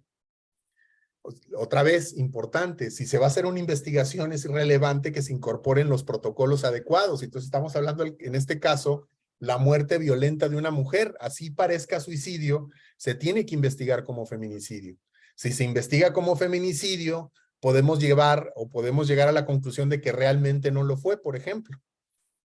Rodolfo Tiscareño también realizó una entrevista al esposo de la víctima. Determinó basándose en el lenguaje corporal que el esposo decía la verdad. Determinó basándose en el lenguaje corporal que el esposo decía la verdad. Que el esposo encontró a la víctima colgada en el baño y la trasladó a la sala de estar. Esencialmente usó el lenguaje corporal para confirmar un hallazgo de suicidio. Y ahí fue donde encontramos parte del problema. Aquí hubo una equivocación de todos, del médico forense, del criminalista, del psicólogo. Pero vean, les estoy mostrando sobre la credibilidad. El psicólogo creía, no sé si lo crea, mal lo hacía, que con el lenguaje corporal podía determinar si una persona estaba mintiendo o estaba diciendo la verdad. Nota, no existe una base científica en absoluto para emplear el lenguaje corporal como un método confiable para determinar la veracidad de las declaraciones de los testigos o sospechosos. De hecho, la literatura científica demuestra que tales métodos son subjetivos y profundamente defectuosos, lo que resulta en un alto grado de error. Su uso en un contexto forense profesional no es aceptable y sugiere una falta de educación y capacitación científica legítima. Véase False Allegations de Turbi y Sabino, el texto que les acabo de mostrar. Ahí nosotros hablamos precisamente de esto. Dice, número 3, Laura Elizabeth y Ana Isabel, trabajadores sociales adscritas a la Agencia Especial de Justicia Familiar y de Género, se les solicitó que determinaran si Giovanna Janet fue víctima de algún tipo de violencia por parte de su esposo. Llegaron a la conclusión de que tenía características similares de depresión y que ella fue víctima de violencia y que ella era violenta con su esposo. Es decir, diferentes profesionales pueden ver el mismo problema y llegar a conclusiones completamente diferentes porque tienen capacitaciones completamente diferentes, porque otra vez siguen pensando o siguen utilizando ciencia que ha demostrado no ser científica, como el caso del lenguaje no verbal o como el caso de la depresión, la asociación entre la depresión. O sea, un trabajador social no puede determinar que una persona estaba deprimida. Y esa sería la credibilidad. Entonces regreso a la veracidad. Es la correspondencia entre los hechos y los dichos. La credibilidad es el análisis de los dichos y la consistencia de los mismos con respecto a estándares, por ejemplo, como puede haber estándares que se utilizan para niños y niñas como el CBCA, como el SVA, que son herramientas que se utilizan para la investigación de casos que involucran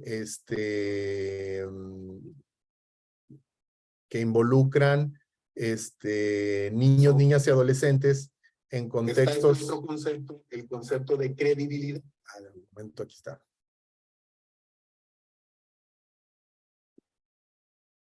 Luego vamos al concepto de confiabilidad. La confiabilidad no es lo que la persona dice, sino lo que está alrededor. La confiabilidad se ve afectada cuando no hay condiciones de evaluación, ¿no? Cuando las condiciones de la indagación no son adecuadas, cuando se da una mala entrevista, cuando no hay, cuando la persona se encuentra en un estado alterado, por ejemplo, intoxicada, cuando la persona se encuentra aterrorizada, atemorizada, por ejemplo, la confiabilidad de un testimonio bajo tortura, pues obviamente será nula. Cuando la entrevista no está ajustada a las condiciones de la persona, como por ejemplo cuando son niños, niñas y adolescentes y no se hace una entrevista adecuada, no se videograba, así es como se afecta la confiabilidad. Entonces, regresando, la veracidad es la correspondencia entre los dichos y los hechos. La credibilidad es el análisis del dicho en particular. La confiabilidad es el análisis de las condiciones en las que fueron dadas el testimonio. Y un concepto importantísimo también es el concepto de simulación.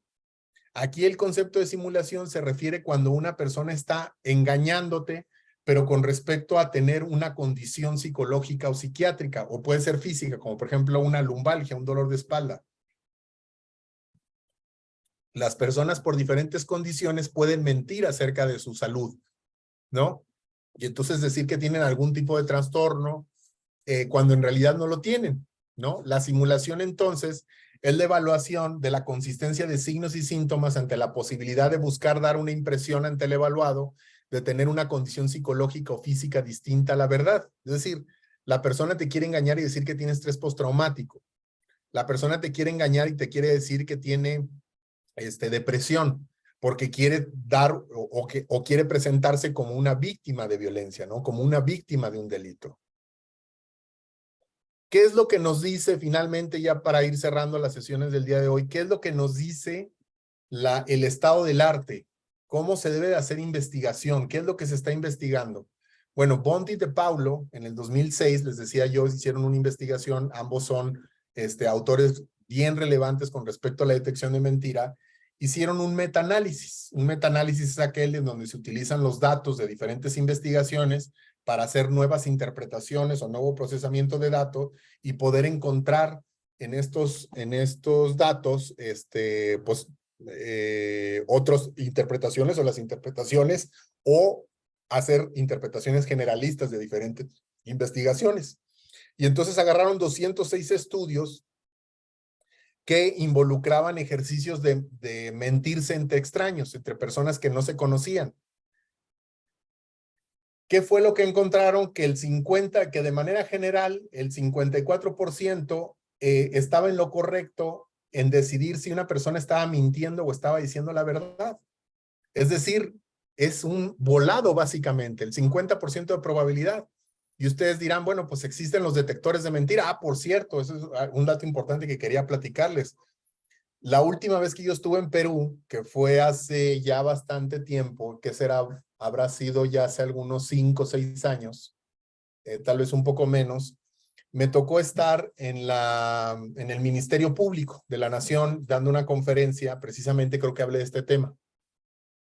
Y ellos me decían, me llevaron a comer a un restaurante del Chavo del Ocho, me acuerdo, que estaba muy bonito, que tenía ahí afuera el Kiko y a todo eso, y nos llevaron a comer ahí y estábamos comiendo muy rico, y me acuerdo que me dijeron, fíjate que acá estamos tratando de adoptar el polígrafo, y yo les dije, no lo hagan, absolutamente no lo hagan, el polígrafo es un fraude. El polígrafo es una de las grandes mentiras. El polígrafo es el detector de mentiras donde conectan a personas para poderles hacer mediciones de sus registros fisiológicos y a partir de ello detectar supuestamente si las personas mienten o no. Bueno, pues esto obviamente, bueno, no obviamente, ¿no? O sea, hay que saber un poco sobre el tema. Nos puede decir que estas son pseudociencias que tienen pues ya casi 100 años existiendo y que desde el principio que se realizaron se dieron cuenta que no podía detectar mentiras, pero la policía de aquella época lo utilizó como una forma de simulación teatral, porque las personas se sienten nerviosas cuando piensan que pueden detectarles sus mentiras, y entonces con esa lógica, si se ponen muy nerviosos mientras se les están poniendo el polígrafo, pues va a ser más probable que contesten preguntas con la verdad, supuestamente, porque pues, saben que se les puede detectar las mentiras. La realidad es que el polígrafo no detecta mentiras, ¿no? El polígrafo no sirve para detectar mentiras, ¿no? Y cuando se les ponían pruebas para detectar la verdad, llegaban hasta el 61%. Entonces, en concreto, ¿qué dice el estado del arte? No hay forma de detectar mentiras simplemente escuchando a alguien. Quien te diga que es bueno para detectar mentiras es el peor para detectar mentiras. Explico por qué. Porque la mayoría de las veces quienes dicen detectar mentiras en realidad lo que están haciendo, o en realidad lo que están haciendo es siempre pensar que les están mintiendo. Entonces, en algunas ocasiones tendrán la razón, pero en la mayoría no, pues. ¿Qué otras cosas están detectando? Bueno, pues, para la detección de fraude, pues todo más o menos anda en el mismo porcentaje, ¿no? Los jueces, los abogados, todos los que piensan que pueden sentarse y escuchar al testigo y detectar si está mintiendo, pueden resolverlo. Miren, los estudiantes contra los expertos, 55%, los jueces, psiquiatras, los que hacen recursos humanos, etcétera, auditores, 55%, estudiantes, 54%, tienen exactamente la misma media. Pero por otro lado, también es cierto que hay formas que lo que se está investigando actualmente es formas de hacer entrevistas que nos permitan, primero, que aumenten la probabilidad de carga cognitiva. Eso lo está estudiando Vigir. Les recomiendo mucho los textos de Vigir, que los pueden ustedes encontrar en, acá está el autor, acá lo pueden encontrar. No, este es el Vigir, acá está. Albert Bridge, perdón, Bridge, no Vigir. Bridge, lo pueden encontrar y él habla precisamente de la carga cognitiva y muchas otras de las veces se habla de hacia formas de entrevistas que disminuyan la posibilidad de sugestión. En este cuadro podemos ver ahora cuáles son las variables que tenemos que cuidar durante una entrevista. Dice Teresa, he visto algunos casos que el polígrafo ayudó a identificar un asesino. Pues sí, o sea, si la persona ya estaba detenida, es que ese es el sesgo se llama el sesgo de la confirmación. O sea, es decir, la persona tuvo que ser detenida para que le hagan un polígrafo. No fue como que le aplicaron el polígrafo a 100 personas y detectaron al asesino, ¿no? Sino que más bien esa persona fue detenida por algo, ¿no? Y segundo, detectar implica que llevó a otra evidencia. Si el testimonio si el polígrafo se lo hubiera aplicado a toda la población y hubieran encontrado una persona que parece que está mintiendo y esa mentira llevara a otra evidencia y esa evidencia llevara a una sentencia judicial, entonces hablaríamos de que el polígrafo sirve. Pero por lo regular el polígrafo se hace con personas que ya son sospechosas, pues, ¿no? Y entonces en realidad lo que se está haciendo, lo que se está usando el polígrafo es como una forma de teatro para generar eso. Entonces, en concreto, el polígrafo no funciona, no funciona. De hecho, miren, déjenme se los enseño para que lo veamos en otros términos. Usted se puede meter a la página de la APA.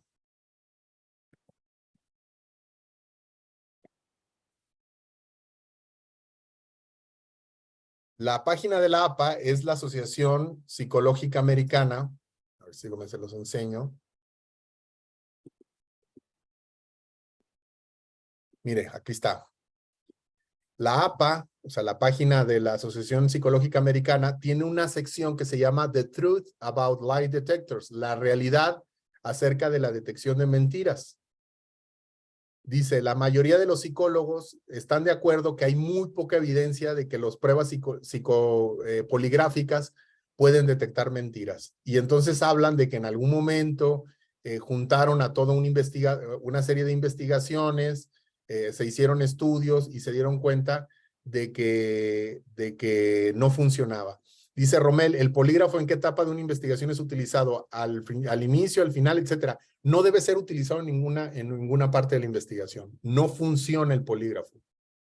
De hecho, el polígrafo lamentablemente se utiliza o lo quieren utilizar para, por ejemplo, selección de personal. Tampoco funciona para selección de personal. En concreto, el polígrafo es una mentira, es una máquina que le conectan a uno y que le dicen que con eso van a ver mentiras. Lo que están haciendo es como... A ver, les voy a dar un ejemplo que espero que sirva. Yo recuerdo que alguna vez capacité policías y cuando los estaba capacitando me decían ellos que en alguna época algunos de ellos trabajaban en una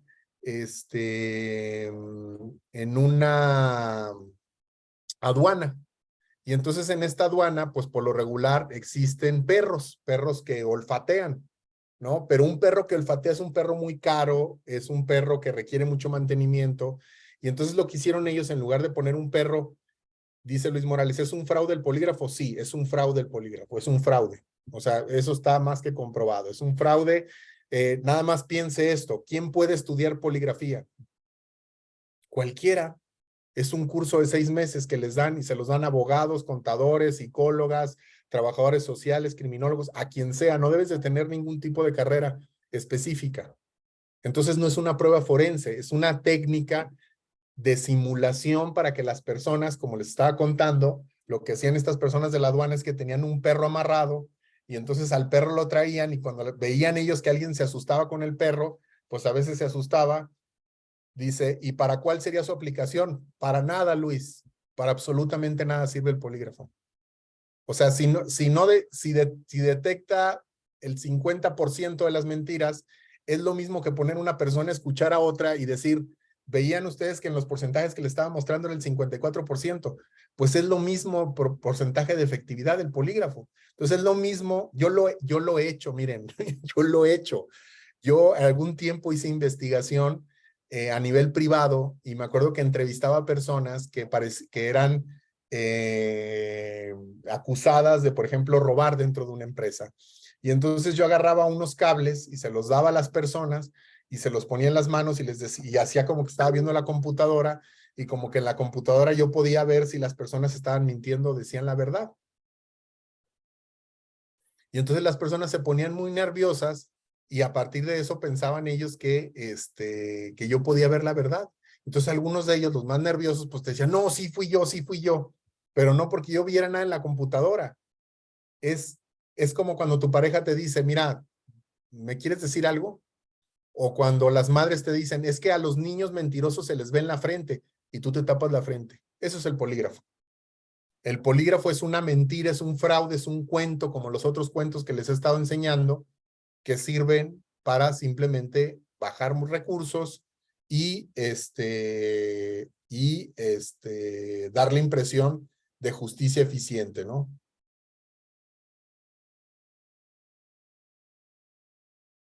Es sugestionar a la persona, exactamente. Es hacer que la persona se sienta sugestionable. Sugestionada, y pues algunas personas son vulnerables y habrá personas que en el polígrafo, eso también puede pasar, den falsas confesiones, que no hicieron nada, eso también puede pasar. Ante la presión, la coerción y diferentes condiciones, las personas pueden pensar que efectivamente hicieron algo y empezar a mentir. Y finalmente, para ir cerrando, esto es lo que tendríamos que observar. Hay diferentes razones por las cuales una persona podría dar información equivocada o no veraz, es decir, que no corresponda con la realidad. Pero solamente una de ellas, de las 3 razones, es porque la persona miente. Hay otras variables, como puede ser que la persona se equivoque, porque su propia habilidad o la exactitud del testigo, es decir, puede ser que sea un testigo que no haya visto las cosas bien, que estaba muy nerviosa, que la estaban acusando, que la estaban amenazando con un cuchillo, que estaba intoxicada y entonces está diciendo cosas que pudieran ser un error. Y por otro lado, la habilidad del testigo, puede ser un niño, una persona de la tercera edad, o puede ser una persona que precisamente no tiene la capacidad de recordar las cosas de manera exacta. Todos tenemos diferentes habilidades para memorizar y ese sería un error. Pero por el otro lado, también podría ser que la persona te esté mintiendo, pero es diferente a equivocarse a mentir. Y finalmente, la variable que más deberíamos de cuidar es la que tiene que ver con la contaminación que nosotros mismos como entrevistadores debemos de hacer. Entonces, por eso, para poder evitar contaminar a una persona, a ver, repito, es más importante evitar contaminar el testimonio de un individuo que tratar de detectar mentiras.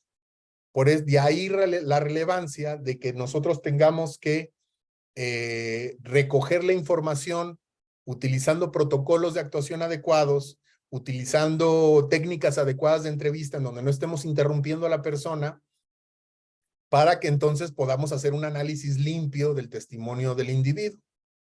En general, pues, antes de preocuparnos por detectar mentiras, primero debemos de familiarizarnos con lo que le llamamos los protocolos de actuación. Hay diferentes protocolos.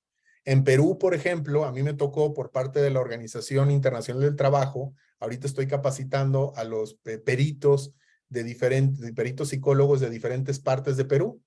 La última vez creo que eran como 300 o 400 peritos. La primera vez que invitaron fue el año pasado para presentar el protocolo. Hay un protocolo homologado que tienen en Perú que sirve para hacer evaluaciones y utilizan conceptos importantísimos como la interseccionalidad, como el modelo ecológico, como el enfoque psicosocial y básicamente el enfoque diferencial. Ya existe en Perú ese protocolo. Y ese protocolo es nomás cuestión de que lo lean y lo apliquen. Tampoco te da luego a veces muchos detalles. Pero aparte del protocolo que existe en Perú por parte del Ministerio Público, existen otra que lo construyeron junto con, les decía, la OIT, la Organización Internacional del Trabajo. Existen muchos otros protocolos que es importante que ustedes conozcan para hacer entrevistas. Miren, nosotros escribimos este libro que se llama Protocolos de Investigación Criminal, en donde publicamos un protocolo de entrevistas. De Forensic Investigations también hablamos sobre el tema de tortura. Que se llama Forensic Victimology. Y bueno, hay muchos protocolos. Primero, aprender a aplicar protocolos y luego la detección de mentiras. A las víctimas se les cree y tan se les cree que vamos a indagar. La evidencia es la que habla y para obtener una buena evidencia hay que hacer una buena investigación. Les dejo mis datos, les dejo mi teléfono. Pueden seguirme también en Facebook en Psicología Criminal y Forense. O en Instagram también pueden encontrarme como Don Aurelio Forense. Ahí me pueden encontrar y también pueden buscarme en WhatsApp para que les pase la información sobre los libros. También tenemos maestrías. Tenemos 2 maestrías, una para psicólogos, dirigida para psicólogos y psicólogas, antropólogas, sociólogas, trabajadores sociales, que se llama Investigación y Evaluación Forense. Y tenemos otra dirigida a criminólogos, criminólogas, abogados, policías, médicos, que se llama Maestría en Perfilación Criminal. Ambas empiezan en septiembre, nueva generación, y son completamente en línea y las pueden tomar y tenemos alumnos pues de diferentes partes del mundo. Les agradezco mucho, mucho su atención, les agradezco mucho, mucho su participación. Mi nombre es Aurelio Coronado y pues quedamos pendientes y le paso la palabra a quien organiza. Muchísimas gracias a todos y todas. Gracias Teresa, gracias Marlene, gracias Luis Morales. Muchas gracias por sus comentarios.